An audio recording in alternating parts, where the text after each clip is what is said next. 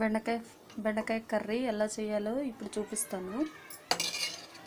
నూనె వేడెక్కిన తర్వాత ఉల్లిపాయలు వేసుకోవాలి. సరిపడినంత ఉప్పు వేసుకోవాలి. మూత పెట్టి మగ్గనివ్వాలి. ఉల్లిపాయలు వేగిన తర్వాత టమాటా ముక్కల్ని వేసుకోవాలి. టమాటా ముక్క మెత్తగా అయ్యేంత వరకు మూత పెట్టి మగ్గనివ్వాలి. టమాటా ముక్కలు మగ్గినాయి కాబట్టి ఇందులో మనం బెండకాయ ముక్కలను చేర్చుకోవాలి.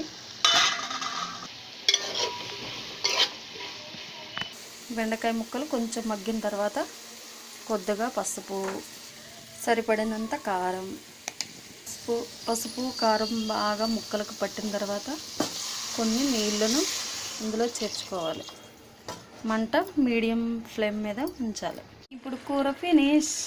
మీకు కూడా తినాలనిపిస్తే